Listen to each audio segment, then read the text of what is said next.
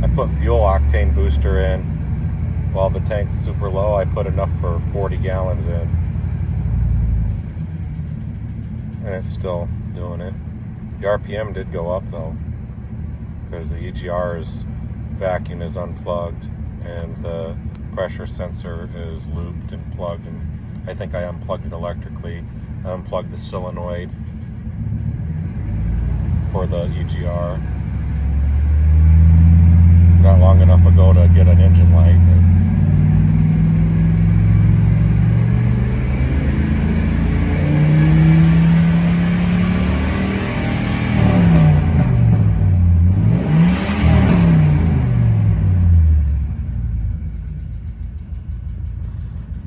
What the heck is it? So I unplugged and removed the pressure sensor, and I installed that cap, so the EGR is not going to be a problem now. That's leaking a little oil.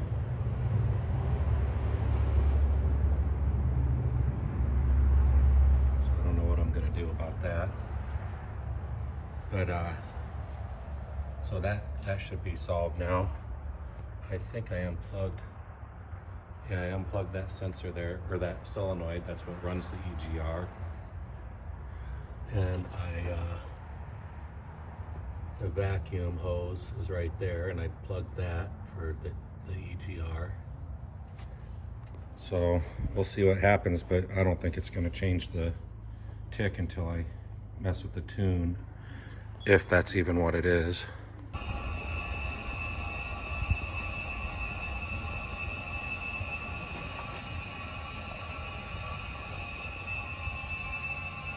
Pretty much it all looks like that. No bubbles. But right there is bubbles. See them? Back there is bubbles.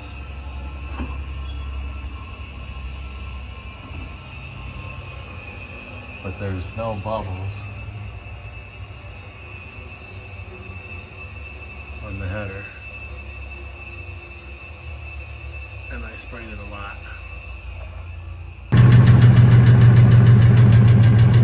No, it doesn't.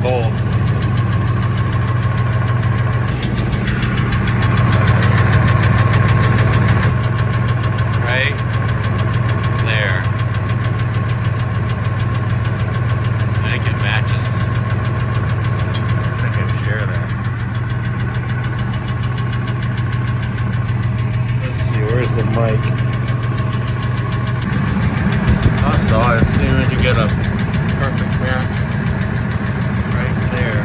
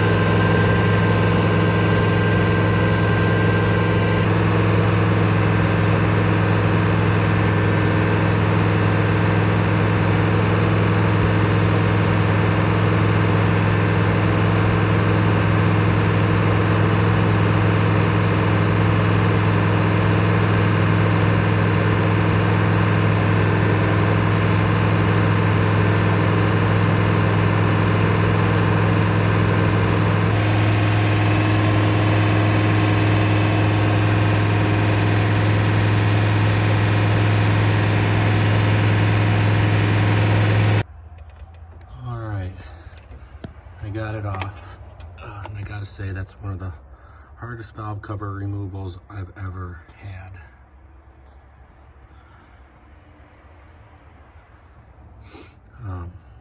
So I'm gonna go get a bump switch just to make it easier because I got time.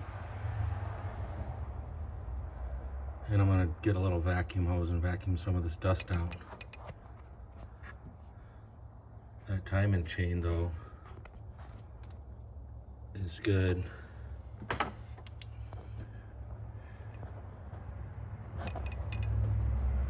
You can see the guide, it's new. And it's like that on the other side too. When I did the other valve cover, it's tight.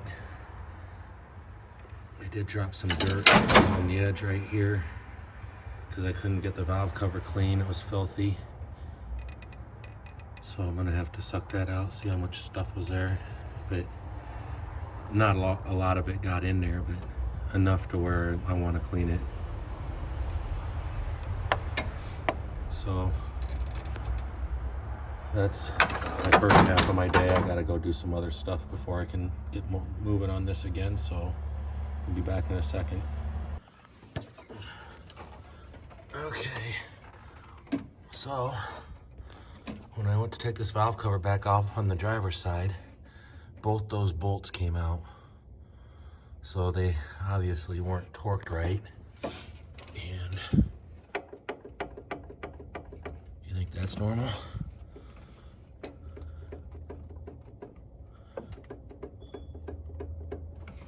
I don't think that's normal. I wonder how necessary that is. I wonder if that's even needed.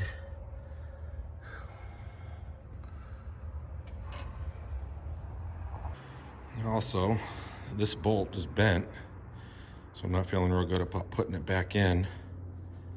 So I need to find 2 of these. And this might be it because I rotated this cam over here and it's getting oil. Every single one of them squirts oil out right there.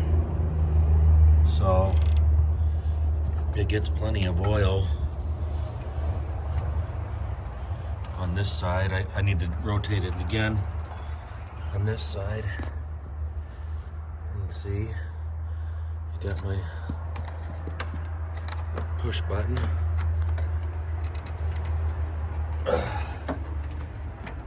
Let's see here.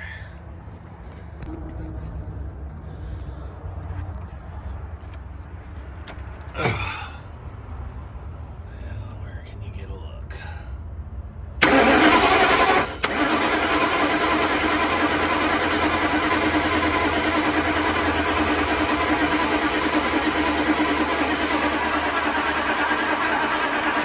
Hear that?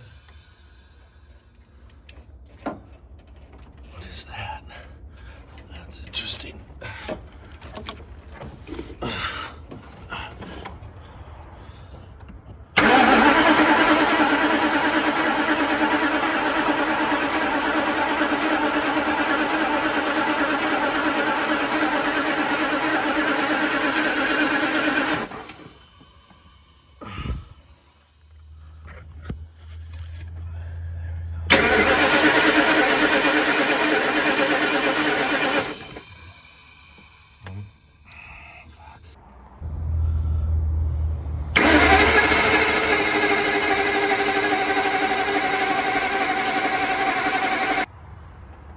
No, that's not clogged. It goes right there. And it feeds oil to this counterbalance and probably the rest of this cam. There's no feed hole for that. That feed hole must be underneath the cam there for that oil, but that goes through here and it feeds the counter shaft. It looks to me like it does. Yeah, it does. See, That's the hole for the counter shaft. Well, that's clean.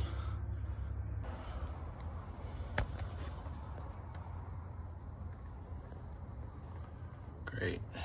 Okay.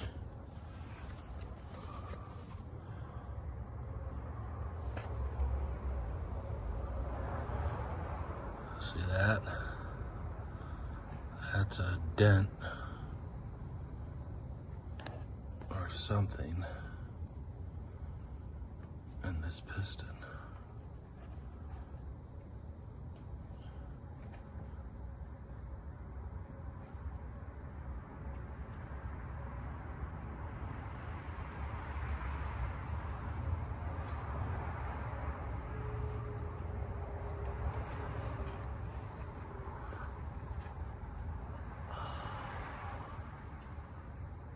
That's all I see in there, so I'm not gonna waste a bunch of time looking around in here because it's time consuming, but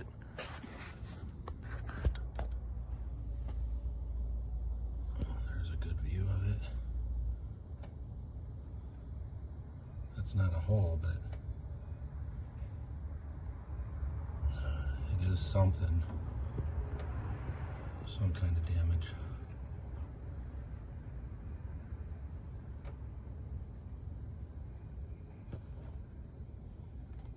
And then there's some, it looks like oil right there.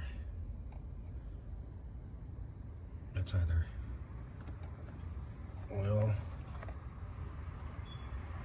or antifreeze, or fuel, but it's just sitting there.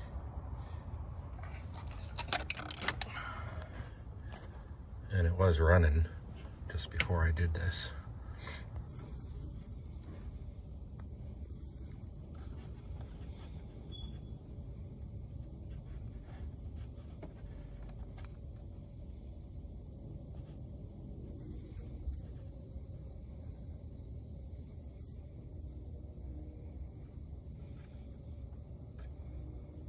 Can't really see that it's stripped, but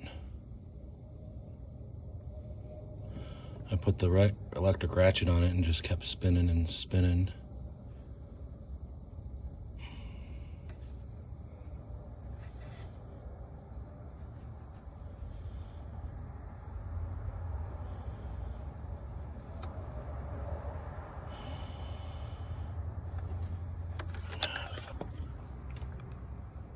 There's something in this #1 piston, and that looks like bent threads up against the wall, and you can see behind it scrape marks.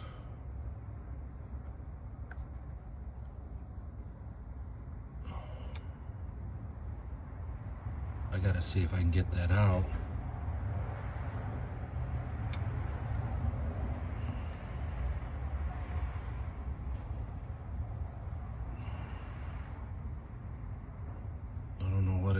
But I'll bet you that's causing a problem. And I think I stripped the threads. And that could be the stripped threads. I don't know. I wonder what that is. I had to use my oil sucker, my vacuum sucker there, and that borescope, and I was able to suck this out, suck it up against this tube, and it pulled it out, and then it dropped it. See that? Dropped it, and then I had to get this and grab it out. I think that's probably the problem. I can't just assume that I just done this. So the plug is stripped. And this might have been some kind of bushing that was in there, and it was bouncing around in there. All right, I'm only gonna do this one time again. It won't stay running, but I don't want to keep doing it, and I want to listen to it, so.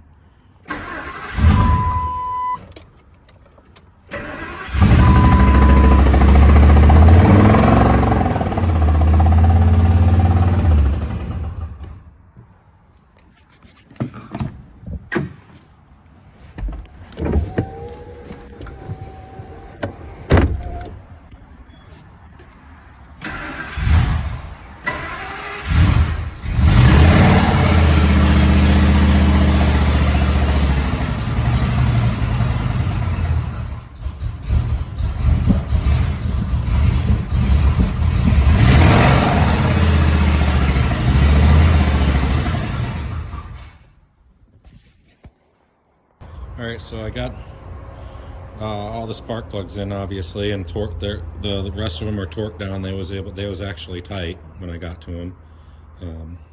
All of them torqued down, but this number one, I just pulled it straight out. I didn't even try to torque it until I pulled it out and I looked down in there. And then when I tried to put the plug back in, it did feel like it started, but it only went halfway down on the threads. And then it stripped, and I can never get it to even try to get tight again. So then I went down in there with the borescope again, and I found that piece of metal. So I'm not sure if that's a old spark plug that broke, or if it's a plug from an original fix. If it is, then can I even fix that hole? Because it's already been fixed once. I don't know. I'll have to look into it and find out. And this may be wishful thinking because that was really loud when I turned it on, but I didn't think I heard a tick. So you tell me if you think you hear a tick. I don't know. There was a lot of spitting and sputtering and whatever, but I didn't seem to detect a tick.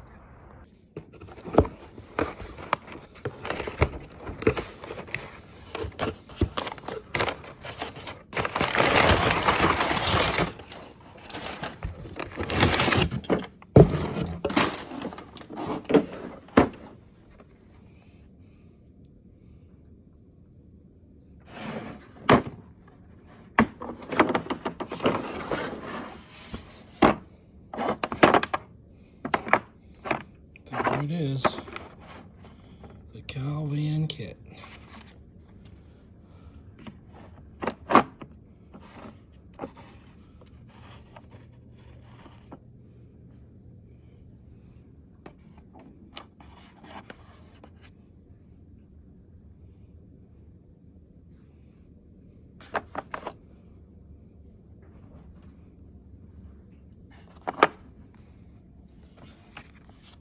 This is the answer to all my problems, I guess.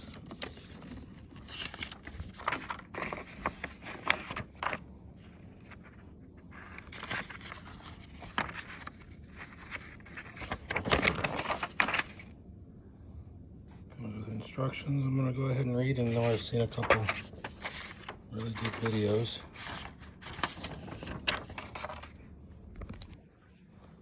That's it. Alright, I got everything prepared here. I got the list of tools that I need, and these are the instructions that come with the kit, and I made some notes based on this guy Ron Williams. He's got a bunch of videos out, and it shows how to do this, so you can go and refer to some of his videos. But be careful, because one of his last updated video says to use in the video he uses an E-clip on the reamer, and in this Calvan video that's right there, they don't, and that's for that. You do that for the 3 valve, and for the 2 valve you don't. You allow it to go down to here, to this pin, and I got it on there right now because I was confused, but you allow it to go down to this pin, and you got to have your cylinder in the right spot or you'll hit your cylinder. So you got to do the instructions and stuff.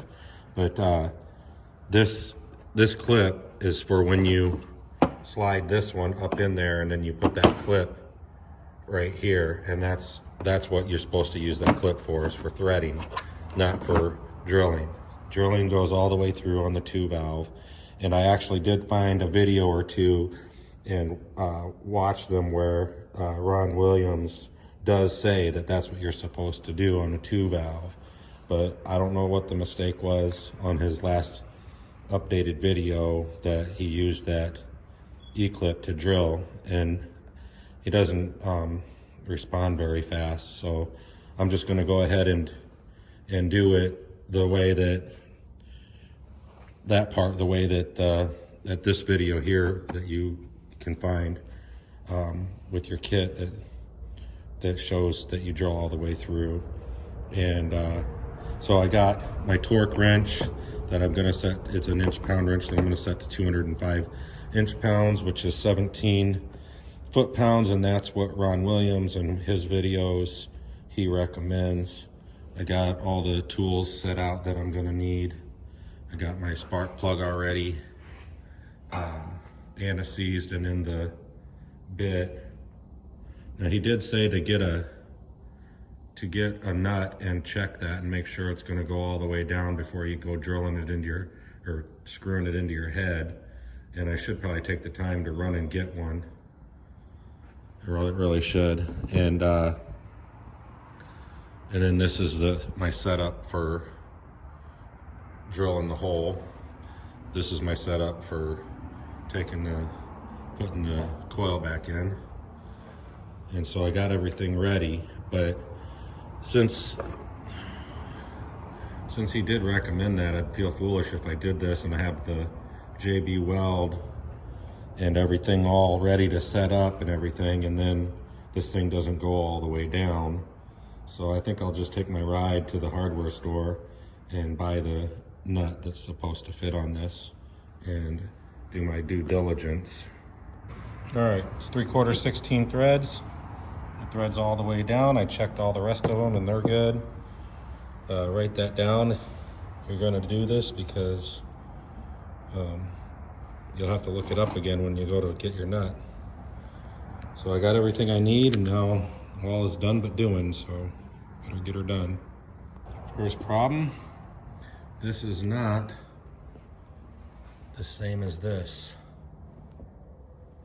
See, I don't know where this comes from, but they don't sell these at Harbor Freight. Just keep that in mind. This is not your standard air check. So now I'm gonna have to figure out how I'm gonna get a standard air chuck in here from Harbor Freight. Great. All right, that's cheap. That was just shoved into this hose. So I got this air chuck that I can shove that into this, and then I'm gonna zip tie the handle, and we'll use this like that to find the valves closed and the piston down. All right, got that sealed in there, and you can hear it blowing through the exhaust. Now I'm gonna use this bump button and bump it until it pops.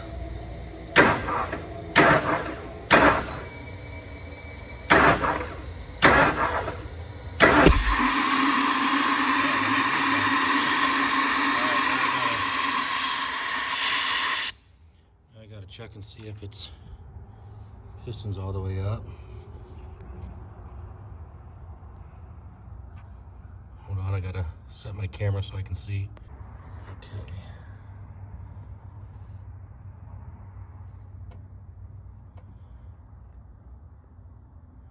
I can tell by looking at it that the piston is all the way up. So now I'm gonna bump it until the piston goes down. Okay, the piston is on its way down. Now, plug this back in. It's not down far enough to let the air come.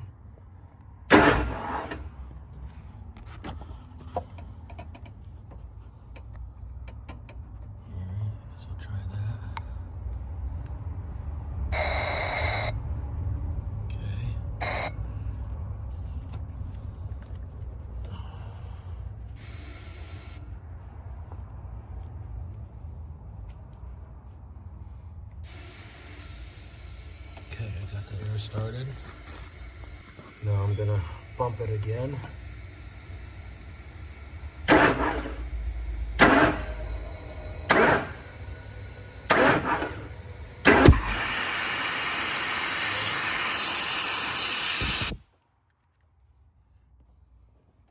That should be, damn it, the piston's back up again, it looks like.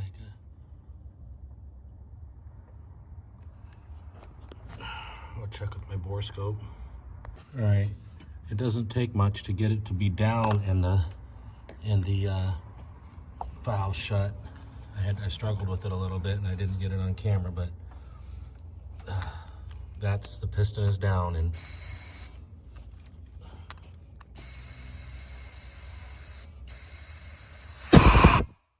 takes a minute to fill it up when the piston's down, so you got to wait a second. That's why I was missing it. So I was turning it over too fast. So see how long it takes to fill up.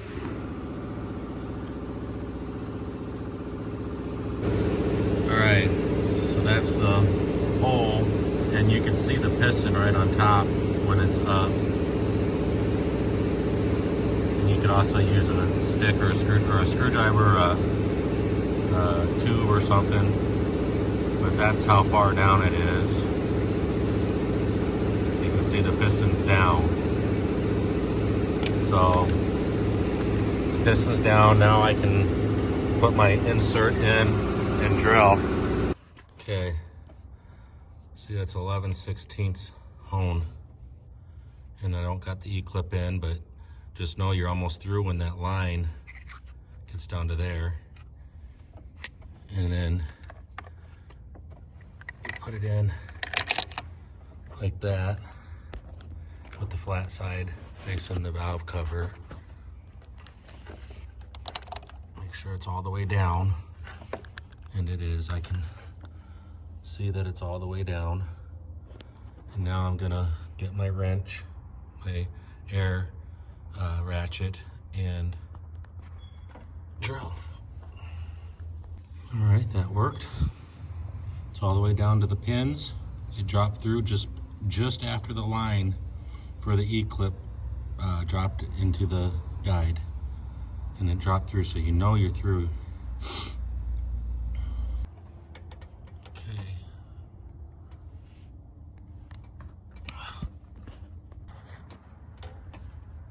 All right. There's the inside.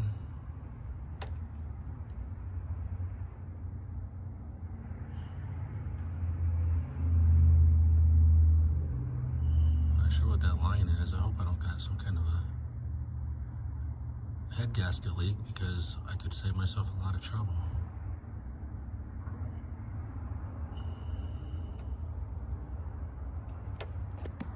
Okay. All right, this is how I got the tap set up. I'm gonna drop it in, and I'm gonna try to, when that catches on the threads and then that bottoms out, it's gonna wanna stop. So I'm gonna have to be careful that when it gets close, I don't be full blasting it and pulling the threads out or something. This Harbor Freight ratchet wasn't very strong. It was stalling, and I'm never really been a fan or proponent or whatever of threading with a power tool.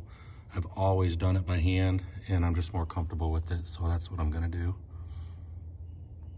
All right, I went down to that C-clip, started touching, and then I reached down with my finger and wiggled it, and I tapped until it didn't wiggle or turn anymore, just a little bit at a time.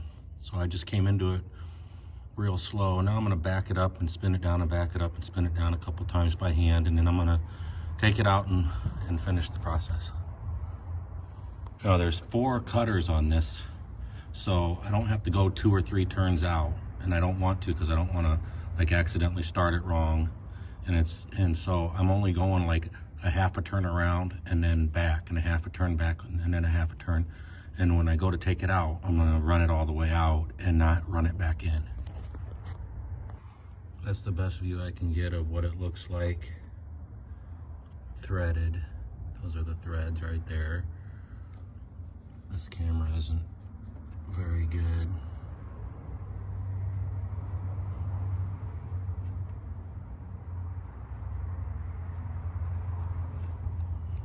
While I'm in there, I might as well go down there. See, there's another pile of shavings. I'm gonna blow those out. And then it's time to put the insert in.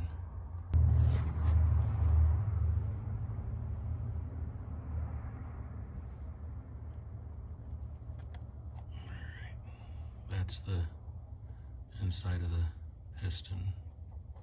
Again, there's some little stuff, but I can't get that all the way out. Been blowing and blowing, so I'm just gonna call it good.